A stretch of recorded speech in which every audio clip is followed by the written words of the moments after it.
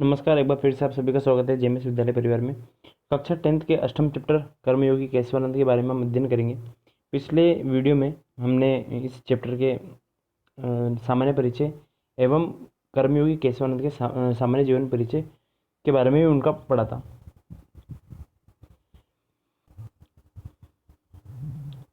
एक बार पुनः प्रारंभ करते हैं। राजस्थान से रत्नगर्भे वसुंधरया धीराणाम वीराणाम लोक देवतानाम भक्तानाम योगिनाम तपस्विनाम सतीनाम संतानाम च खनिनस्ति। अर्थात राजस्थान की इस वसुंधरा में गर्भ में रत्न रूपी धीर वीर लोक देवता भक्त योगी तपस्वी सती ऐसे कई अन्य रत्न हुए हैं, जिसमें भक्त बड़े से बड़े लोक देवता या वीर प्रसिद्ध वीर वीरांगनाएं योगी तपस्वी सती ऐसे कई सारे हमें रत्न प्राप्त होते हैं। कानि तानि रत्नानि इति केनापि जिज्ञासते चेत तावती भूयसी तेषा संख्या च सर्वेषां नाम ग्रहण्यपि न सूक्रम। क्या है? कानि तानि रत्नानि केनापि जिज्ञासते, कुछ रत्नों को क्या है हम गिन सकते हैं और इनकी संख्या बहुत ज़्यादा है। अश्याम्यो भूमो नातिचिर जातस्य नर रत्न से स्वामी केशवानंद प्रेरक जीवन वृत्तांत संक्षेप प्रस्तुत। इसी क्रम में क्या है, एक नर रूप में कौन है? केशवानंद है, जो एक रत्न है, नर रूप में एक रत्न प्राप्त हुए हैं हमारे राजस्थान की धरा से, उनके बारे में हम अध्ययन करेंगे। कर्मयोगी केशवानंद स्वामी केशवानंद से जन्म पौष मास 1940 तमे विक्रम संवत राजस्थान से सीकर जनपदी मंगलूणा ग्राम, अर्थात इनका जन्म 1940 विक्रम संवत में राजस्थान के सीकर जनपद में इनका जन्म हुआ। सीकर जनपद के मंगलूणा गांव में इनका जन्म हुआ। अस्य पितुर नाम ठाकुर सिंह ढाका, इनके पिता के नाम ठाकुर सिंह ढाका, माता का नाम सारा। बाल्य केशवानंद से नाम बिरमा इत्यादि। बाल्यकाल में उनके बचपन का नाम क्या था? बिरमा था। यदा ऐसे बाल सप्तवर्ष कल्प आसीत् तत्रैव उष्ट्रमेकाश्रित्यं रत्नगढ़स्थले जीवनयापनं कुर्वन्तः पिता दिवंगत। अर्थात ये जब 7 वर्ष के थे, जब क्या है ऊँट पे बैठ करके रत्नगढ़ स्थल पर पहुँचे, वहाँ जीवन यापन करने लगे। कुर्वन्यवस्य पिता दिवंगत, और वहाँ उनके पिताजी की क्या हो जाती है? मृत्यु हो जाती है। पितु प्रयाणात् प्रागेव विपन्नतया सृष्टिगृहेषु गोधूमादि पेषणं पात्रमार्जनम् इत्यादिभिः कार्यैः यथा कञ्चित् कालयापनं कुर्वती अस्य बालस्य वाल्मीकि माता इत्यादि वेदव्यकारणात् इतोपि विद्याभिभूता अभवत। अर्थात क्या है, इनके पिता के मरने के बाद में माता क्या करती है? श्रेष्ठी गृह, पैसे वाले लोग, सेठ लोगों के घर में क्या है गोबर वगैरह उठाना, गाय की सेवा करना, ठीक है, बर्तन मांजना, कपड़े धोना, ऐसे कई सारी करती थी। वेदव्य विद्यार्थी, और उस विकट समय में क्या है यही उसका जीवन यापन करने का स्रोत था। उच्चैते ही छिद्रेव अनर्थ बहुलिभ्य भवन्ति, ठीक है। इसका जैसे कठिन शब्दार्थों का भी हम क्या है इसके अंदर यहाँ पर दिया गया है, कठिन शब्द जिनको अंडरलाइन करके हम क्या करेंगे देखते चलेंगे। अर्थात क्या है आज समस्याएं क्या है? समस्याएं अनर्था समस्याएं बहुलिभन्ते अर्थात बढ़ती है। तो क्या अर्थ हो जाएगा इस चीज का?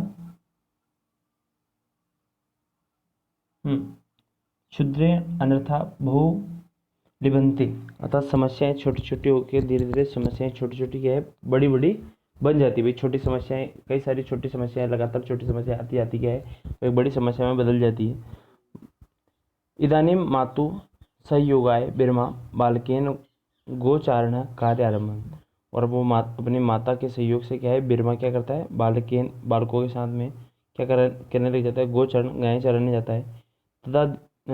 तदा नितन्तः दीनहीन ग्रामीण कृषवर्गस्य श्रमिकवर्गस्य सामन्तस्य राज्ञा नवाब संज्ञानां वा वैदेशिकानां च शासकानां त्रिविधे दास्ता पंचर आब्द आसीत्।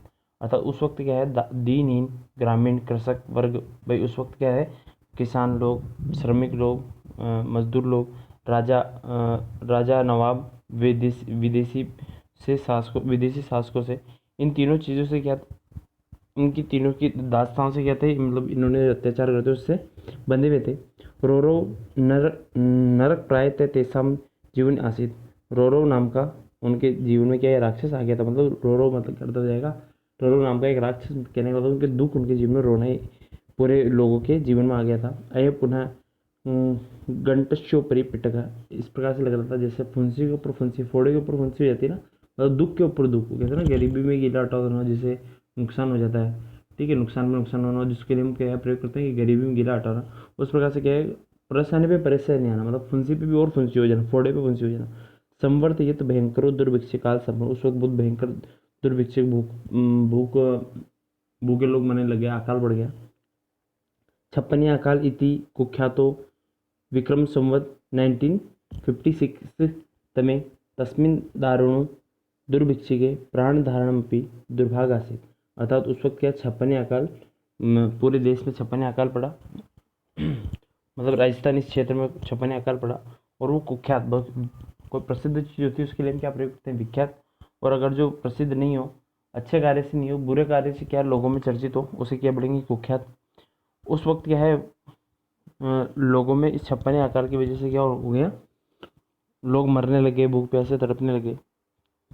चतुर्दिक्षु जलनेव अन्नमनेव तृणमनेव, तो क्या हो गया उस वक्त, आंखों से क्या है, जल अन्न को और तृण मतलब खाने की चीज़ों को, पेड़ पौधे को देखने को भी नहीं मिल पा रहे थे, बिल्कुल भयंकर सूखा। आसित केवलम क्षुति पिपाशयो अखंड साम्राज्य प्राणा मरता नादाश, उसको क्या है, क्षुति पिपाशयो, बिल्कुल प्यास से भूख से मरते हुए तड़पते लोग उन्होंने देखे। शमी वृक्षात त्वचम भरुट संज्ञक घासम च खादित्वा मनुष्य यथा कंचित प्राणा रक्षितंति। शमी वृक्षात अर्थात खेजड़ी के पेड़ से की त्वचा, मतलब उसकी त्वचा को, उसकी छालों को, उसके फल को, उसकी जो ऊपर फलियाँ लगती है उनको खा करके मनुष्य क्या है, जीवित रहने लगा, खाने लगा। पशु प्राय काल है काल कवलिता, और पशु क्या है, काल में क्या है समा गए, अर्थात वो मरे, भूख प्यास से मरने लगे। ए तो माता माता पुत्रो अपि जनपद ग्राम चाटंतु आस्था, गांव गांव जिले जिले माँ और बेटे दोनों भटकने लगे। अस्मिन्नेव सतत दुर्भिक्षकम प्रतारणे जर्जरा बलवदस्य च वीरमा जन्यापि 16 वर्ष देशीयम इयम किशोरम एकलम विहाय दिवम प्रयाता। अब 16 वर्ष की उम्र में क्या है, उसकी माता भी क्या है, उसको छोड़ करके चली जाती है। तदंतरम एकल्यो अपि सर असार संसार है, और वो इस संसार में क्या है, असार मतलब उसका कोई सहारा नहीं, संसार में दुख दानव, दुख की अग्नि में, द्वितीय क्षुति पिपासयो बिरमा उत्तरस्य दिशि अज्ञाते पक्षी अहिण्यमाना पंजाबे फिरोजपुर प्राप्त हो, और वो क्या है, उस उत्तर दिशा की ओर क्या है, चलने लगे, जाने लगे, मतलब बहुत दुख से दुखित हो गए, पिताजी की डेथ हो गई, माताजी की डेथ हो गई उनके, उसके बाद में बहुत भयंकर अकाल, वो बहुत दुखी हो गए, और वो क्या है, इस आग में जलते हुए, मतलब इस दुख की आग में जलते हुए क्या उत्तर दिशा की ओर चले, और वहाँ पर क्या है, पंजाब के फिरोजपुर नाम में जाके निवास कर लिया। तत्र केनापि कृपालुना आर्य समाज से अनाथालय प्रवेशिता, और वह आर्य समाज के अनाथालय में उन्होंने प्रवेश लिया। ब्रह्मया रोटिकाया अक्षर ज्ञान से च युगपद दर्शनम इदम प्रथमतया अक्रोध, और उन्होंने क्या है, उस अनाथालय में, आर्य समाज के अनाथालय में उन्होंने सबसे पहले प्रवेश करके रोटी का अक्षर ज्ञान, रोटी को और अक्षर को पहली बार देखा, मतलब बहुत दिनों बाद में देखा, पहली बार देखा समय, अक्षर को उन्होंने पहली बार देखा, मतलब पढ़ाई करी, किताब वगैरह देखना ये। अयमेव एकस्य पशुचारकस्य महापुरुषत्वं प्रति यात्रया प्रस्थान बिंदु आसीत्, और ये क्या है, ये एकस्य पशु चराने वाले का महापुरुष बनने के पीछे क्या है, इस यात्रा के पीछे ये उनका पहला पड़ाव था, ये पहला बिंदु था, जब क्या है, ये पशु चराने वाला एक महापुरुष बनेगा, ये उसका पहला बिंदु है। अत्र तस्य हृदय संस्कृत अध्ययनस्य अंकुरिता, उनके मन में क्या है, संस्कृत पढ़ने की के लिए क्या है, इच्छा होने लगी, संस्कृत पढ़ने का उनका इंटरेस्ट था, संस्कृत पढ़ने के लिए जिज्ञासु थे। जिज्ञासते सती कथितम यद जाटस्य तो संस्कृत कौ लुभते, कुछ लोगों ने उनके क्या बोला कि तुम जाट हो। केशवानंद क्या किस जाति से थे, जाट जाति से जिज्ञासा थे समझ सकते हो, जाट जाति वाले, संस्कृत, बड़ी विकट बात बोली है। जिज्ञासते सती कथितम यद जाटस्य तो संस्कृत कौम लुभते सुलभते, वे जाटों को कहाँ संस्कृत शिक्षा प्राप्त होगी। संस्कृत इच्छति तो साधुर्भव, संस्कृत पढ़ना तो साधु बनो। एतत्तनु 1961 तमे विक्रम संवत फजिलकापुर नगरे संस्कृत अध्ययनम उदासी संप्रदाय स्वामी कुशलदास से शिष्य से साधुत्वम च अंगीकृतवान्, और उन्होंने उदासी संप्रदाय में स्वामी कुशलदास जी के शिष्य बनकर के है संस्कृत पढ़ने का, संस्कृत अध्यापन चालू किया। भाई संस्कृत जरूरी नहीं, जाट वगैरह नहीं पढ़ सकते, सब पढ़ सकते हैं ना, क्योंकि यहाँ पढ़ाने वाले अध्यापक भी कौन है, हम जाट ही हैं, भाई सभी है। आगे देखिए, तत्र गुरुमुख लिपियाँ, उन्होंने गुरुमुख लिपि, जो पंजाबी जो लिपि होती है गुरु ग्रंथ साहिब इत्यस्य पठने च पाठव्य अधिगत, पढ़ाने और पढ़ने लग गए।